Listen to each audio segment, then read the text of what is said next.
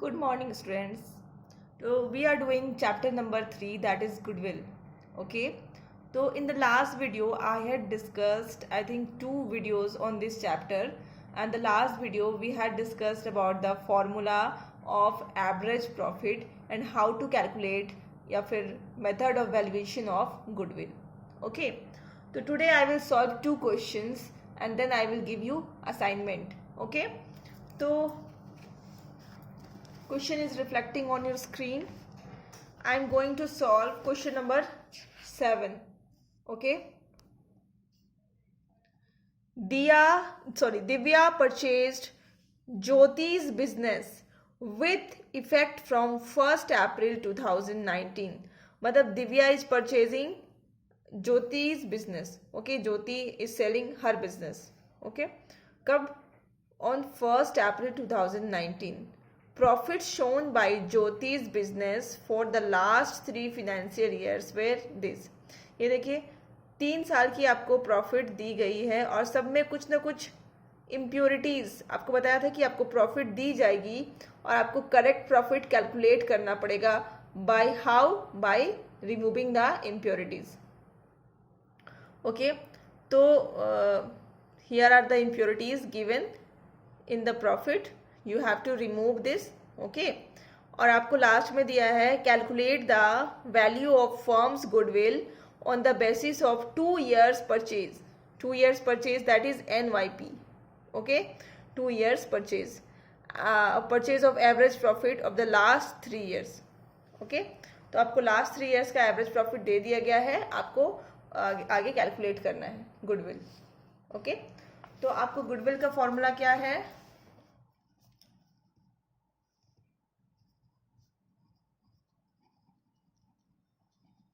Goodwill is equal to, I think it's not visible clearly. Goodwill is equal to average profit into NYP. ये होती है goodwill की basic formula. Okay, जो कि आप लोग सब लोग जानते हैं. गुडविल की ये फॉर्मूला है. ओके, लास्ट क्लास हम लोग इसी के ऊपर सारा डिस्कशन किए थे. अब अगर हम इसको ज़्यादा थोड़ा सा एलेबरेट करें तो गुडविल, ये जो एवरेज प्रॉफिट है उसको हम लोग कैसे लिखते हैं? जैसे यहाँ पे 3 years का प्रॉफिट दिया हुआ है, आपको दिया हुआ है, तो फर्स्ट ईयर की प्रॉफिट यहाँ आएगी, देन यहाँ आएगी, एंड देन ये ब्रैकेट क्लोज हो जाएगा और इसको हम लोग क्या करेंगे? 3 से डिवाइड कर देंगे. ओके, और यहाँ पे तो आपको पता है NYP गिवन है आपके क्वेश्चन में लास्ट लाइन में, दैट इज 2. ओके, अब यहाँ पे जो 3 years में जो प्रॉफिट आने वाले हैं, बस आपको यही कैलकुलेट करना है ठीक तरीके से. अगर आप ये कैलकुलेट कर पाए तो बस आपको कोई प्रॉब्लम नहीं है. फिर मैथमेटिकल कैलकुलेशन है और आपको करना है. ठीक है, जितनी भी इस चैप्टर में ट्विस्ट है वो बस यही है कि यहाँ पे आपको करेक्ट प्रॉफिट लिखना है और करेक्ट प्रॉफिट कैलकुलेट करने का आपको मैंने तरीका बताया हुआ था, वही तरीका अपनाना है. ओके, तो हम लोग यहाँ पे लिखते हैं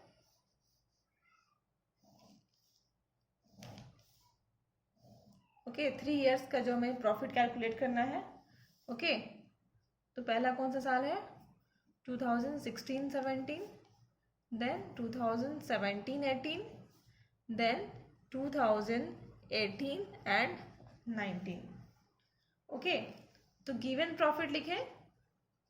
गिवन प्रॉफिट, गिवन प्रॉफिट मतलब जो भी हमें क्वेश्चन में दिया हुआ है वो प्रॉफिट हम लोग क्या कर लेते हैं? लिख लेते हैं. ओके, तो यहाँ पे है 1 lakh फर्स्ट ईयर में, सेकेंड ईयर में है हमारा 1,25,000 and third year is 1,12,500. Okay, अब सब में कुछ ना कुछ इम्प्योरिटीज है, आप देख रहे हैं. पहला इम्प्योरिटीज क्या है? Including N abnormal gain of ₹12,500. आप पन्ना पलटिए या फिर पास वीडियो देखिए, उसमें क्या था? एबनॉर्मल गेन को आपने क्या ट्रीटमेंट करना था उसको? एबनॉर्मल गेन मतलब जो ऐसा इनकम जो हमारे रेगुलर बिजनेस से नहीं आया है. ठीक है, तो ऐसा इनकम हमें बार बार नहीं आकर होता है क्योंकि ये हमारे रेगुलर बिजनेस से नहीं आया हुआ है.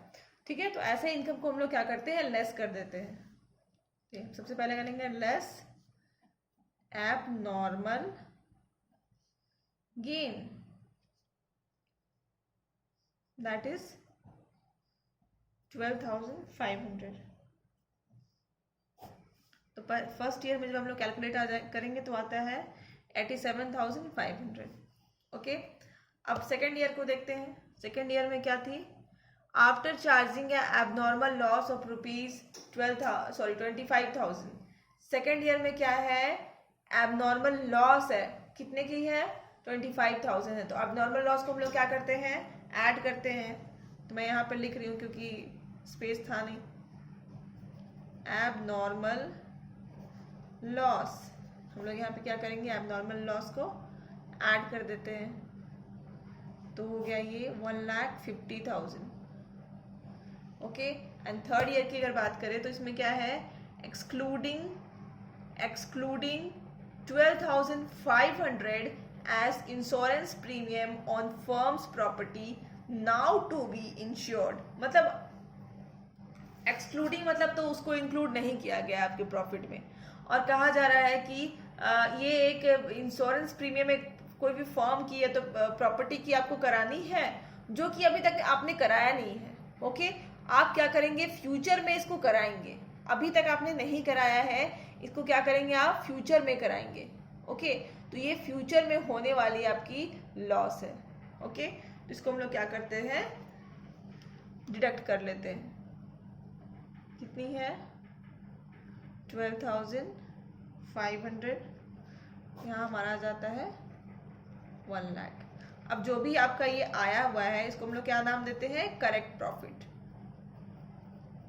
Correct profit. ये जो आपका तीनों जो आया रिजल्ट, ये आपका हो गया करेक्ट प्रॉफिट. ओके, यही तीनों करेक्ट प्रॉफिट को हम लोग कहाँ लिख देंगे? यहाँ इनपुट कर देंगे. ओके,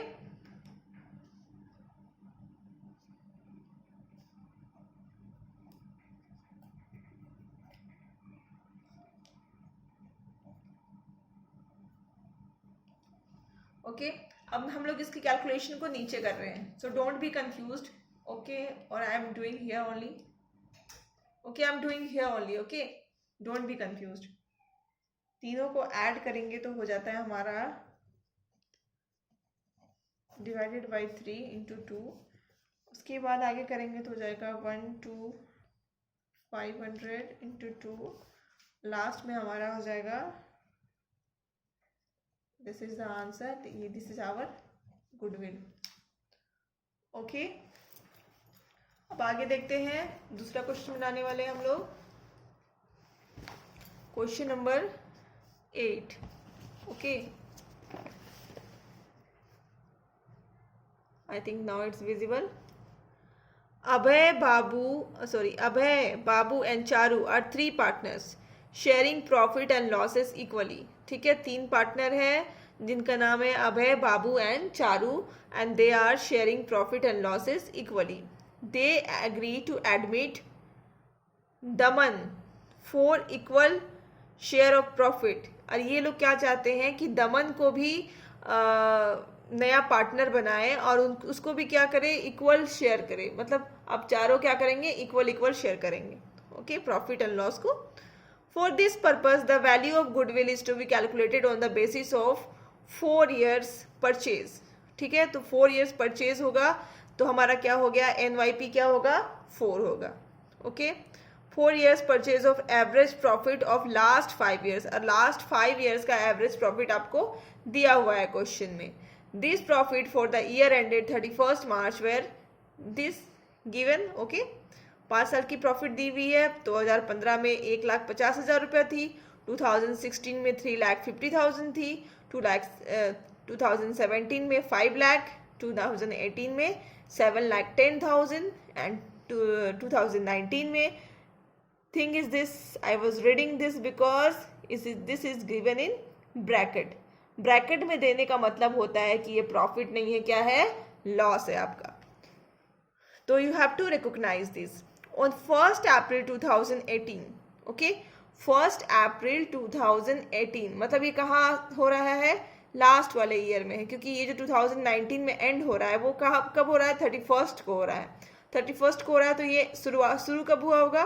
1 अप्रैल 2018 को.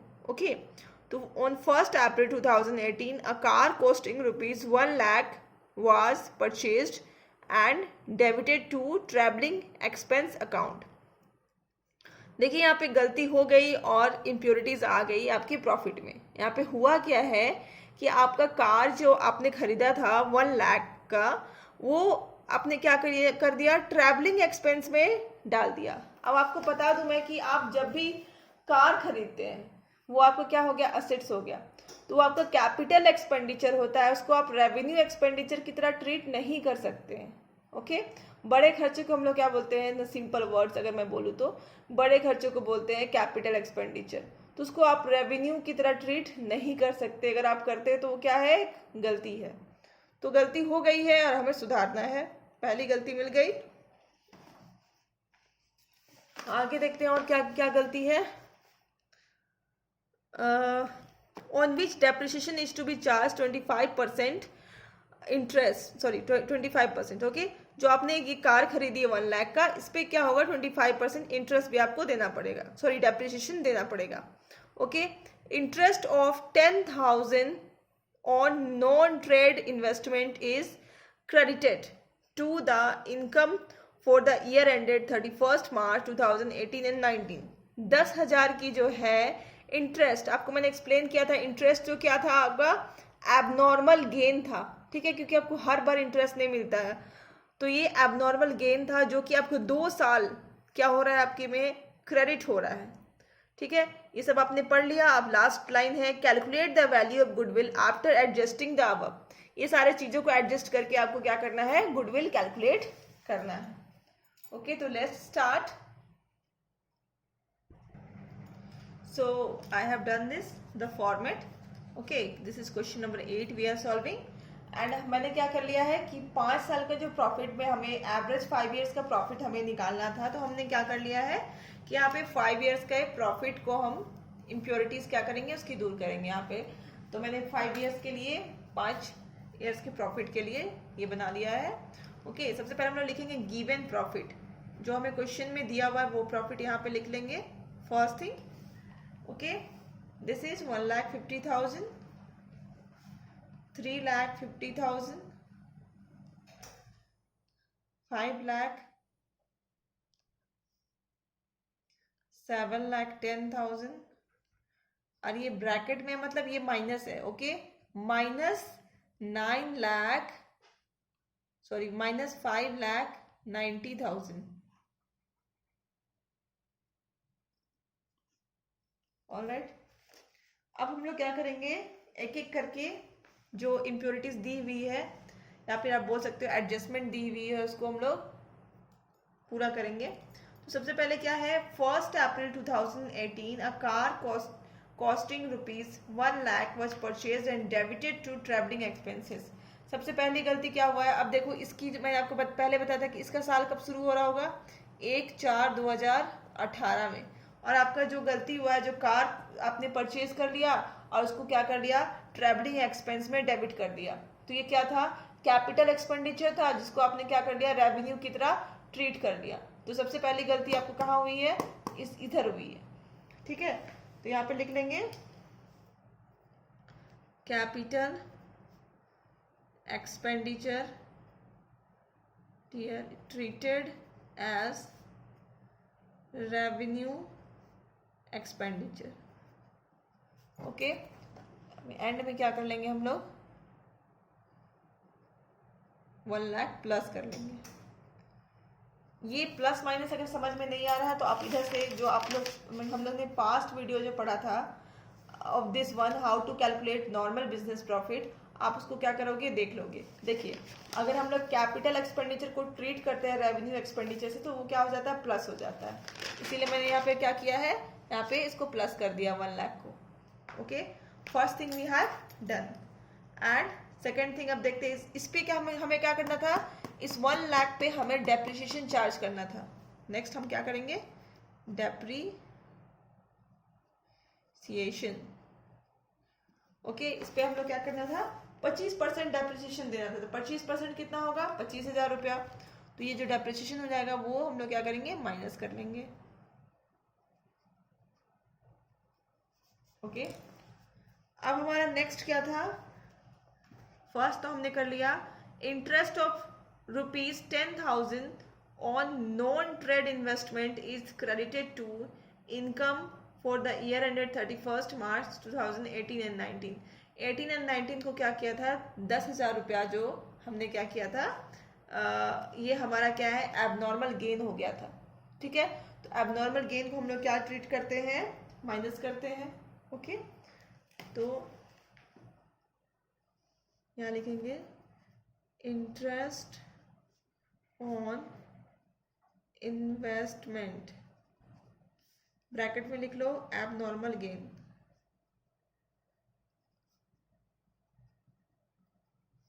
ओके, हम लोग यहाँ पे क्या कर लेंगे, 2 साल हुआ था देखिए, 31 मार्च 2018 एंड 19, तो हम लोग दोनों जगह पे करेंगे 10,000 less and here also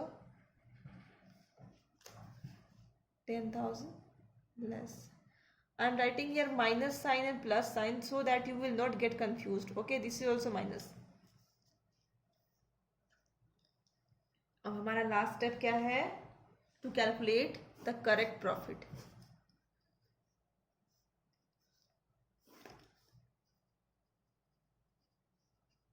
correct profit.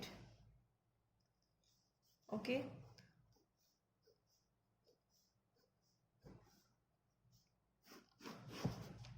पहले वाले साल में तो वही सेम होगा, दूसरे वाले साल में भी वही होगा, तीसरे वाले में भी वही होगा, चौथे वाले में 10,000 माइनस करोगे तो हो जाएगा 7 लाख। और इसमें थोड़ा कैलकुलेट करोगे तो आता है, मैंने कैलकुलेट करके रखा हुआ है 5,25,000, ये हो जाएगा माइनस में। ओके, अब हम लोग लिखेंगे हमारा नेक्स्ट स्टेप क्या है, गुडविल का formula. Okay, goodwill is equal to average profit into NYP। Okay, average profit ये सारे को लिख देंगे 1,50,000 plus 3,50,000 plus 5 lakh plus 7 lakh minus here 5,25,000. Okay, children, this is minus 1 2 3 4 5 divided by 5 into आपका NYP आपको बताया गया था स्टार्टिंग में कितना था, NYP 4 years। ओके, क्वेश्चन में दिया हुआ था 4 years। इसको पूरा कैलकुलेट करोगे तो आ जाएगा, पूरा ऐड करोगे तो आएगा 1,75,000 डिवाइडेड बाई 5 इंटू 4।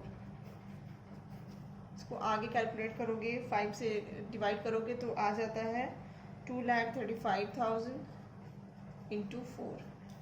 फिर आगे आपका गुडविल कितना है, गुडविल है आपका 9,40,000। Okay, so I am ending the video here only. Tomorrow we will see some more questions. Okay, till then you have to complete the examples and first 5-6 question. Okay, so keep learning, and till then thank you for watching, and please stay safe and do your assignment properly.